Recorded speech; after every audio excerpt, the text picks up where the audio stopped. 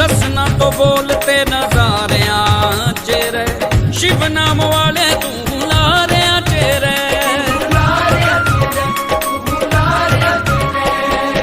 रसना तो बोल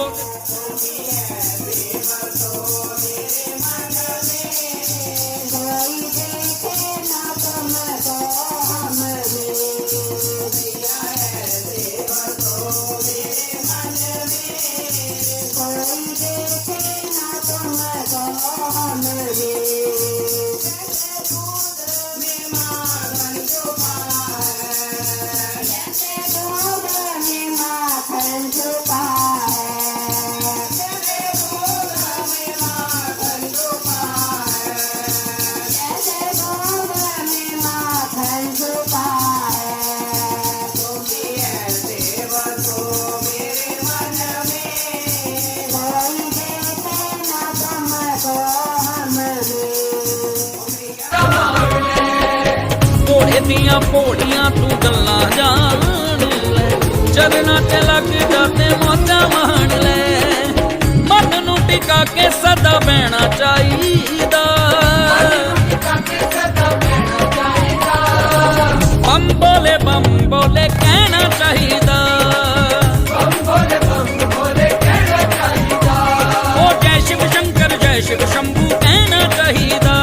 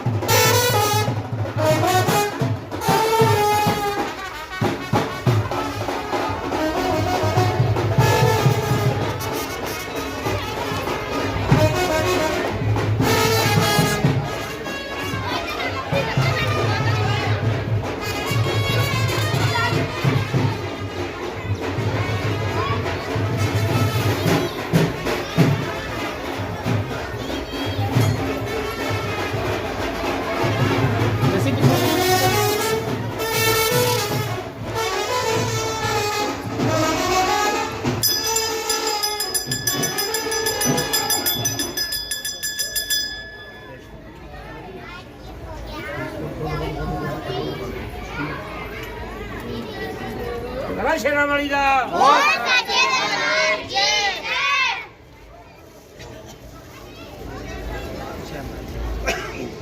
ਇੱਕ ਬੱਟੀ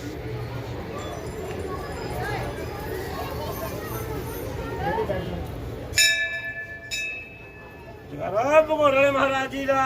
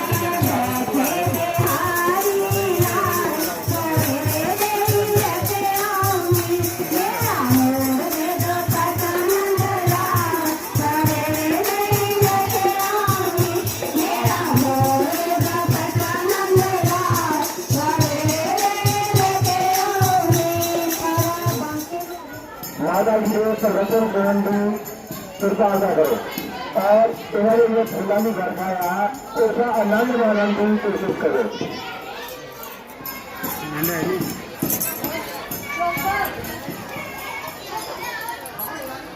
अगर सभी भक्तों ने हमारी वचन सुनना चाहते हैं तो पहले स्थान से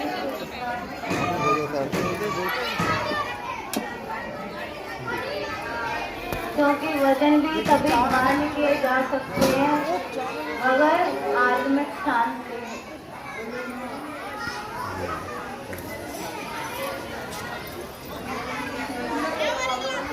वचन कुछ ज्यादा नहीं करने यही बात बोलनी है। जैसे इतने वर्षों से हम आपका प्रेम लेते आए हैं और हम आपसे करते आए हैं, ये प्रथा ऐसे ही चलती है। बस यही कामना है आप सबके लिए भक्त होने के लिए।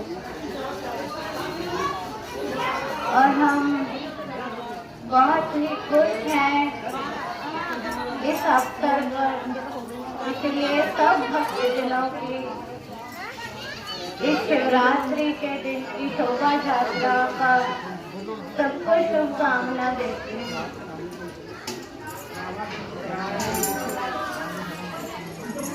ये जो समारोह होते हैं भक्ति भाव से ही किए जाते हैं ताकि सब भक्तजन मिलजुल कर अपने ईश्वर की स्तुति कर सके और मन में जो इर्द गिर्द है इस पांच तत्व के पुतले में जो भी नकारात्मक ऊर्जा वास है उसका हम निराधार कर सकते हैं। ये निराधार भी तभी संभव हो सकता है जब आत्मा में सच्ची भक्ति हो अपने इष्ट के प्रति। जानते हो भक्तजनों, ये जो भक्ति तत्व है ये किसी से भय नहीं खाती, भले ही इसके आगे कितनी भी बड़ी शक्ति आ जाए मगर जो भक्ति तत्व है इसके आगे छोटी पड़ जाती है। भले ही वो कोई महामारी हो, भले ही कोई वो दैत्य हो, भले ही वो कोई बुरे विचारों वाला इंसान हो, भले ही वो इस संसार का सबसे बड़ा बलवान इंसान हो, मगर ईश्वर की सत्य भक्ति के आगे तुच्छ बढ़ जाता है।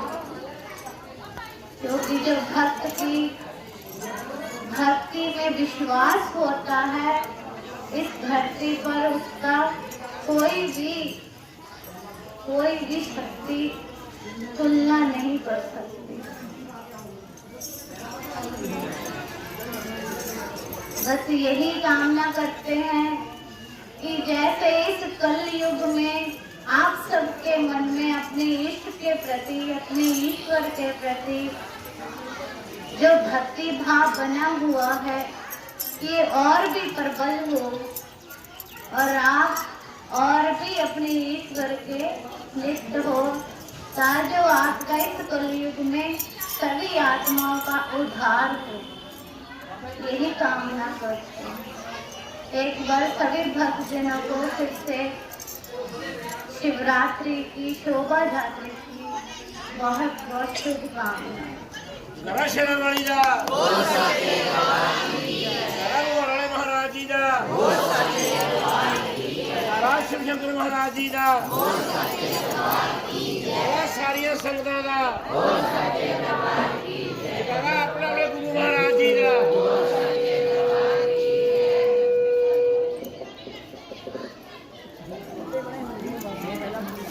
प्यार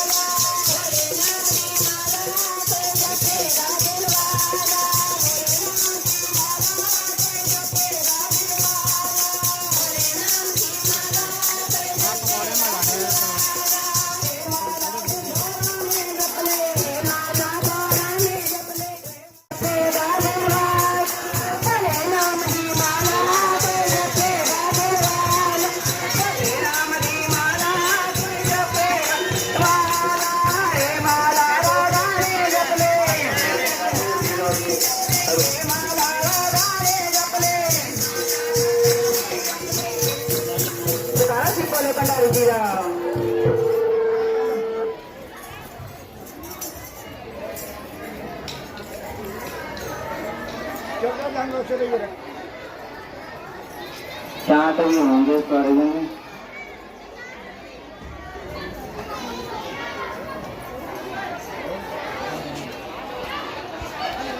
मैं तो बहुत घट जने जानते हैं सारे जने। बेनती है कि सारे कपड़े याद रखो। क्या किया गाँव बच्चों को पड़ गए।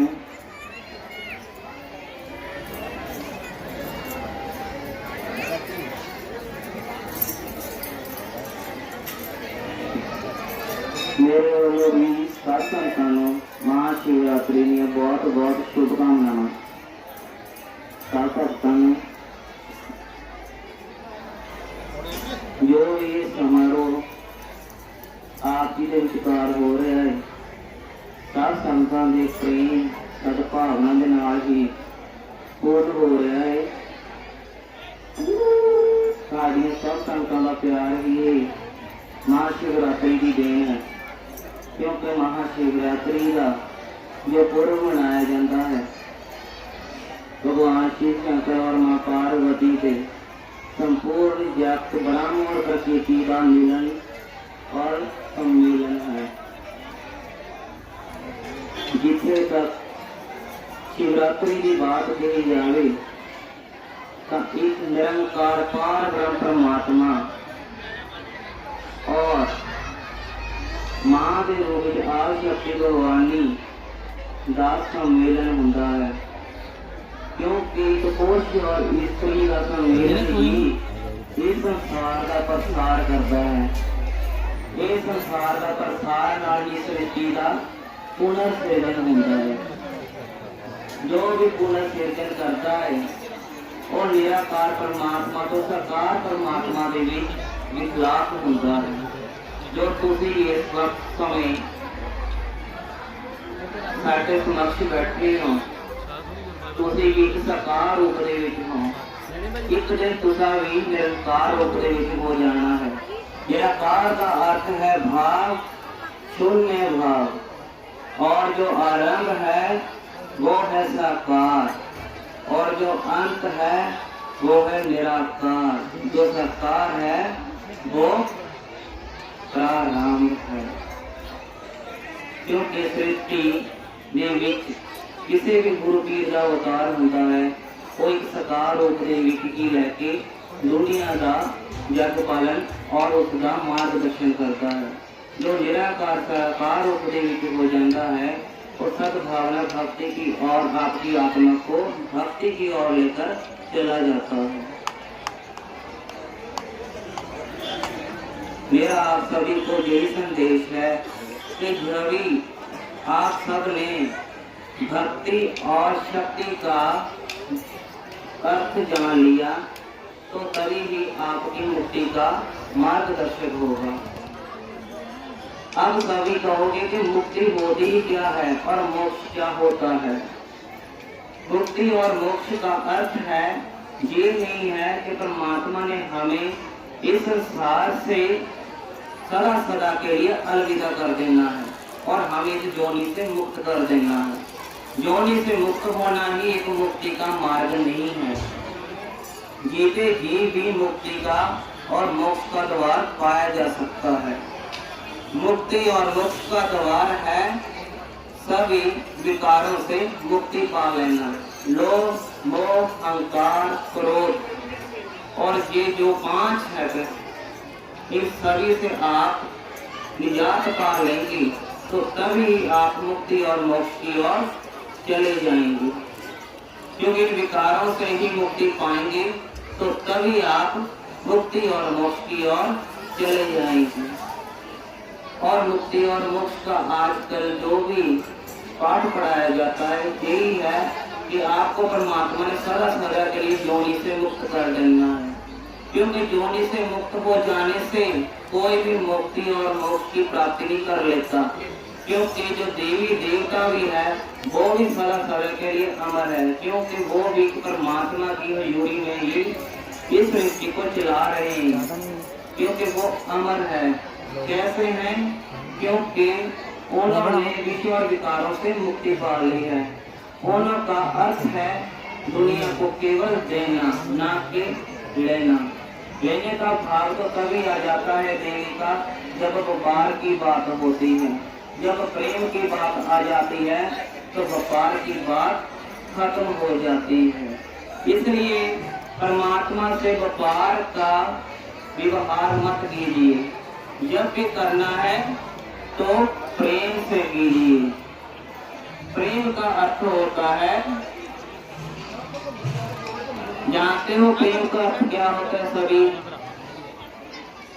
कोई एक भक्त जन बता दे।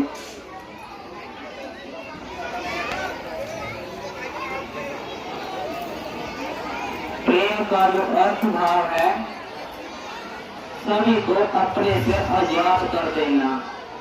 क्योंकि मोह से जब आप मुक्ति पा लेंगे तभी और प्रेम की ओर अग्रसर होंगे। क्योंकि जो मोह है वो सभी इंसानों को एक तरफ की ओर बांध कर रखता है। क्योंकि जो मोह है एक विश्व विकारों के नाम में ही आता है। लोभ, मोह, अहंकार, क्रोध, इन 5 अर्थों में ही एक भाव है। प्रेम का अर्थ है सभी विकारों से मुक्ति पा लेना, सभी को अपने आप से आजाद कर देना और प्रेम से ही भाव जीना। प्रेम से बांटना और प्रेम से ही भक्ति करना ही आप जीने का लक्ष्य है। तो इतना ही मैंने आपसे ये प्रवचन करने थे, तो आपसे इजाजत लेता हूँ। जयकारा शिव शंकर महाराज जी का बोल सच्चे दरबार की जय। जयकारा महामाई जी का बोल सच्चे दरबार की जय।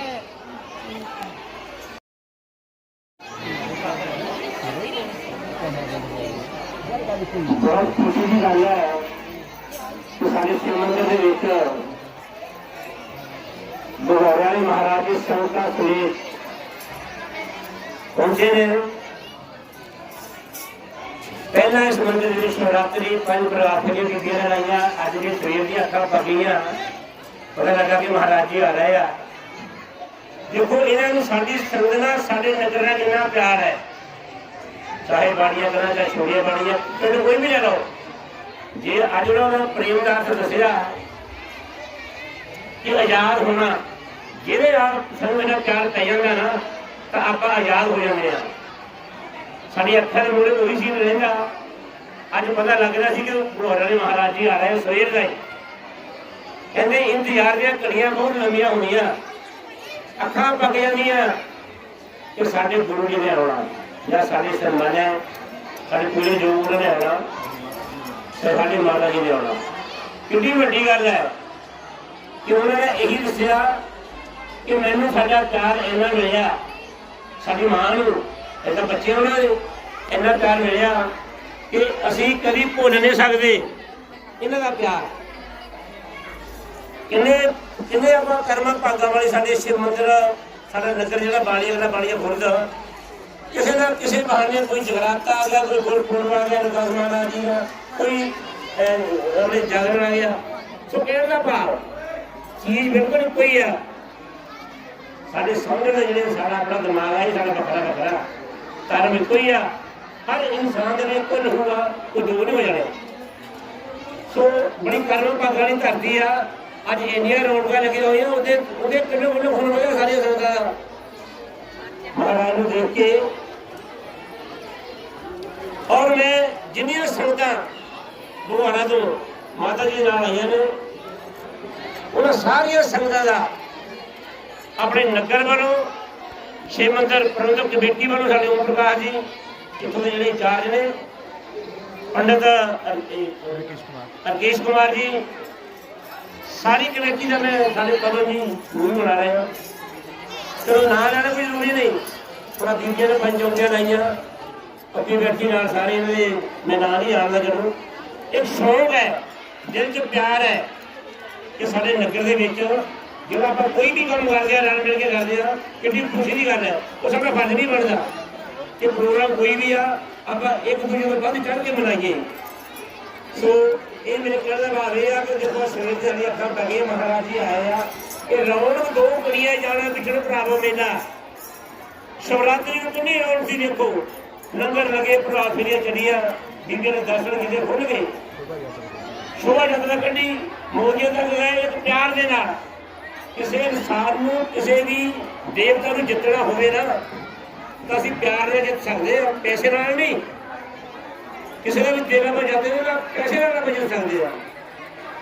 ਬਹੁਤ ਧੰਨਵਾਦ ਕਰਦੇ ਆਪਾਂ ਸਾਰੀ ਸੰਗਤ ਹੋ ਵਾਲਿਆਂ ਦਾ, ਜਿਹੜੀਆਂ ਬੀਬੀਆਂ ਲੰਘੇ ਹੋ ਕਿਸੇ ਭੈਣ ਭਰਾ ਰਿਸ਼ਤੇਦਾਰ ਸੱਜਣ ਮਿੱਤਰ ਯਾਰ ਦੋਸਤ ਆਏ ਨੇ, ਬੱਚੇ ਬੀਬੀਆਂ ਭੈਣਾਂ, ਉਹਨਾਂ ਸਾਰਿਆਂ ਦਾ ਮੈਂ ਇਸ ਕਮੇਟੀ ਵੱਲੋਂ, ਆਪਣੇ ਨਗਰ ਵੱਲੋਂ ਬਹੁਤ ਧੰਨਵਾਦ ਕਰਦਾ, ਬਹੁਤ ਧੰਨਵਾਦ ਕਰਦਾ। ਤੁਸੀਂ ਜਕਾਰੇ ਲਾਉਣੇ ਤੈਨੂੰ ਜਵਾਬ ਦਿਓ। ਜਕਾਰਾ ਭੋਲੇ ਸ਼ੰਕਰ ਮਹਾਰਾਜ ਜੀ ਦਾ,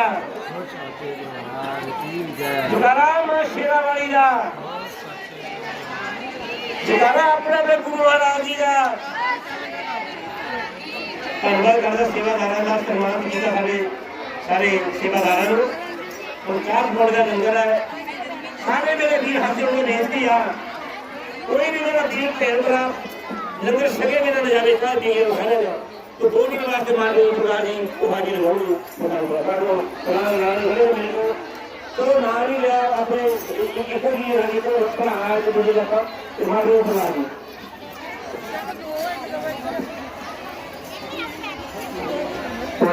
जी सारे संगत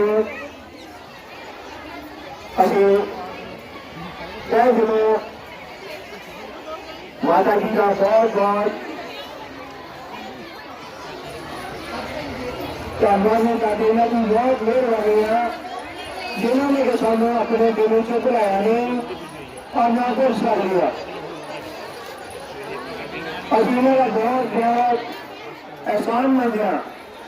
ਮਹਾਮਾਈ ਸਾਡੇ ਤੇ ਹਮੇਸ਼ਾ ਹੀ ਮਿਹਰ ਭਰਿਆ ਹੱਥ ਰੱਖਣ ਔਰ ਇਸੇ ਤਰ੍ਹਾਂ ਹੀ ਇਸ ਨਗਰ ਵਿੱਚ, ਇਸ ਮੰਦਰ ਵਿੱਚ ਆਪਣੇ ਚਾਲ ਜ਼ਰੂਰ ਪਾਉਣ।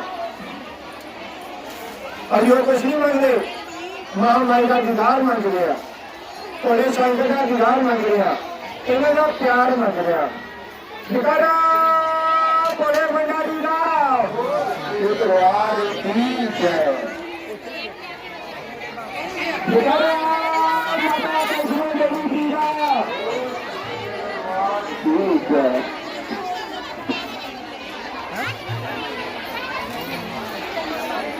दो गलियां राउंड कर दी